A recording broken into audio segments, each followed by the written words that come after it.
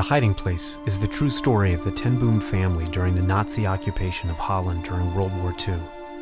The story centers around three main characters, the father Casper and his two daughters Corrie and Betsy. During the war, the Ten Boom family hid their Jewish neighbors at their watchmaking business and aided in their escape out of Holland.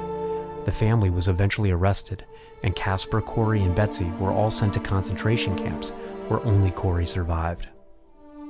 Writing the score to focus on the family's adaptation of The Hiding Place was the most challenging and emotionally draining project I've faced to date. It would be the first time a score of mine would accompany a true story, and I felt a tremendous responsibility to bring a certain dignity to the production and the music I would compose.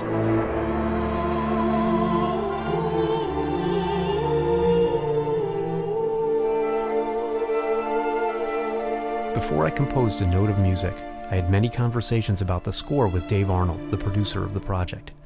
We both agreed we wanted a non-American score. We wanted to draw upon Dutch and Polish composers like Górecki, Lutoslawski, and Penderecki, who wrote music after World War II. I wanted to absorb the approach they took in composing, as it was a direct reaction to the events of the Holocaust. We also agreed not to have the big, sweeping 16-bar theme that so many scores have. It felt disingenuous for this particular project. I instead composed an 8-bar melody to represent the story, but more importantly developed 3 smaller melodic cells that represented the 3 main characters. I'll discuss that in more depth later.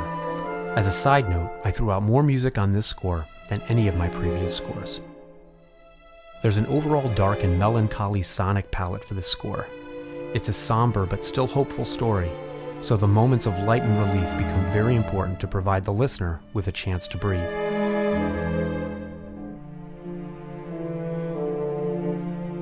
The main theme for The Hiding Place is written in 3/4 to make reference to the 3 main characters of the story.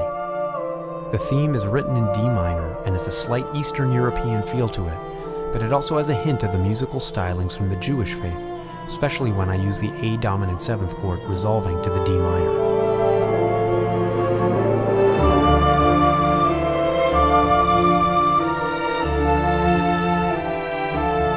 After listening to Górecki's music, I concentrated on linear writing rather than vertical chordal writing. As a result, the writing process was very slow. This was my first score that didn't center around grounded harmonic chord changes. Outside of the 8-bar Hiding Place theme, I concentrated on smaller melodic and rhythmic themes. I wrote 3 themes that were each 2-bar phrases, and these themes loosely represented Casper, Betsy, and Corrie. The themes weren't assigned to a particular character, I used them interchangeably. The 3 themes just represented the 3 characters and the relationship they had between each other. I called it Trinitarian thematic composition. In the most climatic scene, Corrie must walk a long hallway of the infirmary to see Betsy's lifeless body. Corrie has now lost everything: her father, her sister, her home. The 3 character themes are layered one on top of the other and filled in with supporting lines from below. It represents all the lives lost in this story, the main characters as well as the supporting characters. That was the primary goal I had in mind when I composed those 3 2-bar character themes. They had to eventually come together to create a deafening wall of sound in defiance to the hatred the Germans showed them.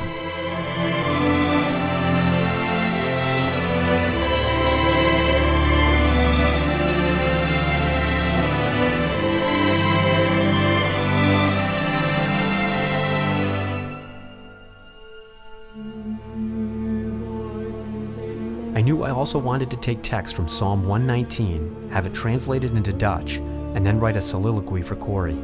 I would use it when she was in the most difficult of times. The psalm says, "Your word is a lamp unto my feet. You are my refuge and my shield. I hope in your word." And this passage was essential for Corrie's survival during this time. There's a scene when the Nazis storm the Ten Boom house and an officer violently throws Corrie to the ground.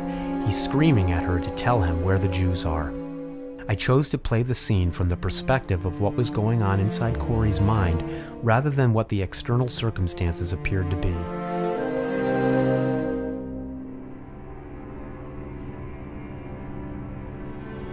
I didn't want to play the Nazis with an identifiable bad guy theme. I thought that would cheapen the drama. I wrote some different sound masses to create a sonic palette. In certain scenes, the low strings are playing stagnant clusters over a melody that has no relationship to them at all. Each concentration camp has its own theme, but they aren't the most singable of melodies. These themes were usually stated without much orchestration.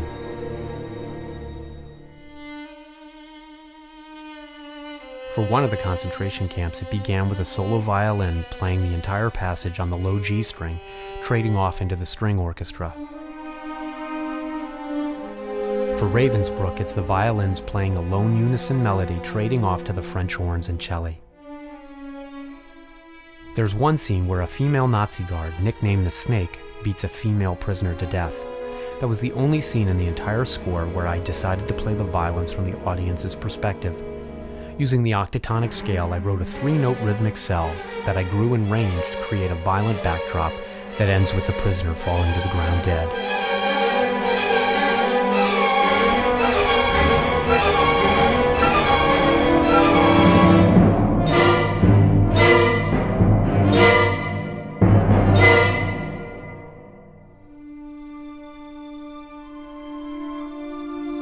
For this score, I decided to feature 3 different soloists, a mezzo-soprano, a violin, and piano. While I've used vocalists and choirs many times in scores of mine, I wanted a woman's voice that reflected Corey's character. The voice needed to be a mature voice and also very rich in the lower registers. The vocalist timbre would reflect Corey's age, as she was in her 50s upon entering these concentration camps. Cliff Colnott, an incredible composer and conductor in Chicago, suggested an established mezzo-soprano in Chicago that could also sing in Dutch. Her voice was exactly what I had been hearing in my head, and her ability to translate Psalm 119 into the Dutch language was so far beyond my expectations.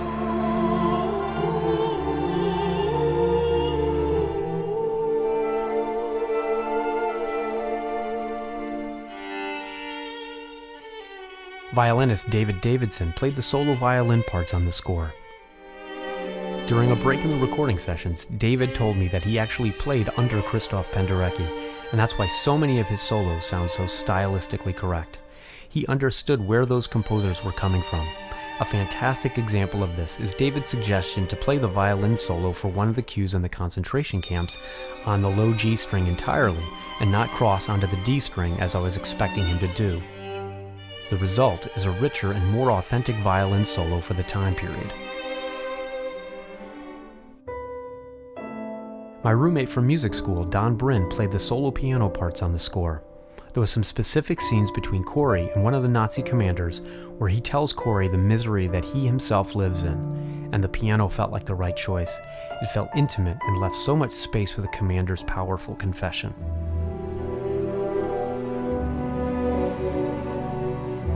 I'm still so grateful to producer Dave Arnold for choosing me to write this score. It was a true privilege to have the opportunity to write music for this powerful story. As I look back, I feel proud of the music I wrote, knowing that I exhausted every fiber of my creative being to bring dignity to the Ten Boom family and respect for their story. I hope that the music transports you to that dark time in the world's history and helps you remember the bravery of the Ten Boom family.